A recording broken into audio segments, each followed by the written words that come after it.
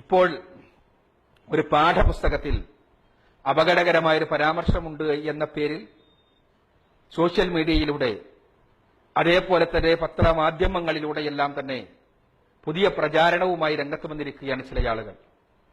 സത്യത്തിൽ പീസ് ഒരു പാഠപുസ്തകവും പുറത്തിറക്കുന്നില്ല. KG സ്കൂളുകളിലേക്ക് ഒഴിച്ച് 1ാം ക്ലാസ് മുതൽ നമ്മൾ പിന്തുടരുന്നത്, പീസ് സ്കൂളുകളെല്ലാം പിന്തുടരുന്നത് NCERTയുടെ പുസ്തകങ്ങളാണ്. ആ പുസ്തകങ്ങളാണ് ഭൗതിക പഠനത്തിന് നമ്മൾ ഉപയോഗിക്കുന്നത്. ആ പുസ്തകങ്ങളിൽ ഒരു അപകടമില്ല എന്നെല്ലാവർക്കും അറിയാം. അതേപോലെ തന്നെ പീസ് മതപഠനത്തിന് 2 വർഷങ്ങൾക്ക് മുമ്പ് വരെ ദാറുസ്സലാം എന്ന ഒരു പബ്ലിഷേഴ്സ് പുറത്തിറക്കുന്ന പുസ്തകമായിരുന്നു ഉപയോഗിച്ചിരുന്നത്. പക്ഷേ ആ പുസ്തകം വേണ്ടത്ര ചൈൽഡ് സെന്റേഡ് അല്ല എന്ന് മനസ്സിലായപ്പോഴാണ് മാർക്കറ്റിലുള്ള മറ്റൊരു പുസ്തകത്തെക്കുറിച്ച് നമ്മൾ ആലോചിച്ചത്. അതാണ് ബുറൂജ് റിയലൈസേഷന്റെ പുസ്തകങ്ങൾ. അത്യാവശ്യം കുട്ടികളുടെ മനഃശാസ്ത്രം മനസ്സിലാക്കിക്കൊണ്ടുള്ള മോശമില്ലാത്ത പുസ്തകങ്ങൾ എന്ന് പറയാം. അതാണെങ്കിൽ ആ പുസ്തകങ്ങൾ ഞങ്ങൾ പ്രസിദ്ധീകരിച്ചതല്ല. പീസ് എഡ്യൂക്കേഷണൽ ഫൗണ്ടേഷൻ സ്കൂളുകൾ തുടങ്ങുന്നതിന് മുൻപ് തന്നെ ഇന്ത്യയിലെ മാർക്കറ്റിലുള്ളതാണ്. അത് ഇവിടെയുള്ള ഒരുപാട് സ്കൂളുകളിൽ പഠിപ്പിക്കുന്നതാണ്. ഇന്ത്യയിലെ വ്യത്യസ്ത സ്ഥലങ്ങളിലുള്ള സ്കൂളുകളിൽ പഠിപ്പിക്കുന്ന പുസ്തകമാണ്.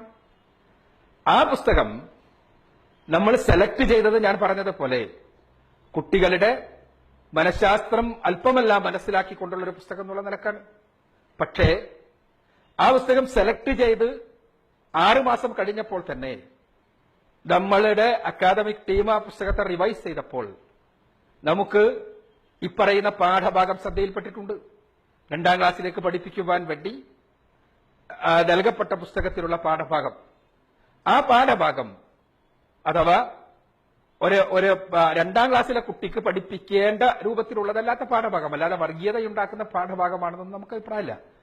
അവിടെ ഒരാൾ ഇസ്ലാം സ്വീകരിക്കണമെങ്കിൽ ഒന്നാമതായി ചെയ്യേണ്ടത് ഷഹാദത്ത് ചെല്ലുകയാണ്, മറ്റൊന്നുമല്ല എന്ന് പഠിപ്പിക്കുന്നതിനു വേണ്ടിയുള്ള ഒരു പാഠഭാഗം. ആ പാഠഭാഗം പക്ഷേ ഒരു 2ാം ക്ലാസ്സിലെ കുട്ടിയുടെ പ്രായത്തിന് അനുസൃതമായിട്ടുള്ളതല്ല എന്ന് ബോധ്യപ്പെട്ടപ്പോൾ തന്നെ ഞങ്ങളുടെ സ്കൂളുകളിലേക്ക് ആ പാഠഭാഗം പാഠഭാഗമല്ല, ശരിക്കും ഒരു ആക്ടിവിറ്റിയാണ്, ആ ആക്ടിവിറ്റി ചെയ്യേണ്ടതില്ല എന്ന് അറിയിച്ചിട്ടുണ്ട്. നമ്മളെ സ്കൂളുകളിൽ ഒന്നും തന്നെ ആക്ടിവിറ്റി ഇല്ല. ഇപ്പോൾ നല്ല ഞങ്ങളുടെ ടീച്ചേഴ്സ് അത് പഠിപ്പിച്ചിട്ടില്ല. നമ്മുടെ കുട്ടികളോട് അന്വേഷിച്ചാൽ അറിയാൻ കഴിയും. അതേപോലെ തന്നെ 6 കുട്ടികളെ മതപരിവർത്തനം നടത്തി എന്നെല്ലാമുള്ള വാർത്ത കേൾക്കുമ്പോൾ പൊട്ടിച്ചിരിക്കാനാണ് തോന്നുന്നത്. സത്യത്തിൽ കേരളത്തിലെ, പ്രത്യേകിച്ച് എറണാകുളത്തെ രക്ഷിതാക്കളെക്കുറിച്ച് ഏറ്റവും ചുരുങ്ങിയത് ഒരു ശരാശരി ബോധമെങ്കിലും ഉണ്ടാകണം. ഇങ്ങനെ മതപരിവർത്തനം നടത്തുന്ന സ്കൂളിലേക്ക് മുസ്ലിങ്ങളല്ലാത്ത രക്ഷിതാക്കൾ നമ്മളുടെ കുട്ടികളെ പറഞ്ഞയക്കുന്നു എന്ന് വിചാരിക്കാൻ മാത്രം വിഡ്ഢികളാകരുത് ഈ രംഗത്തുള്ളവർ എന്ന് മാത്രമാണ് എനിക്ക് അക്കാര്യത്തിൽ പറയാനുള്ളത്.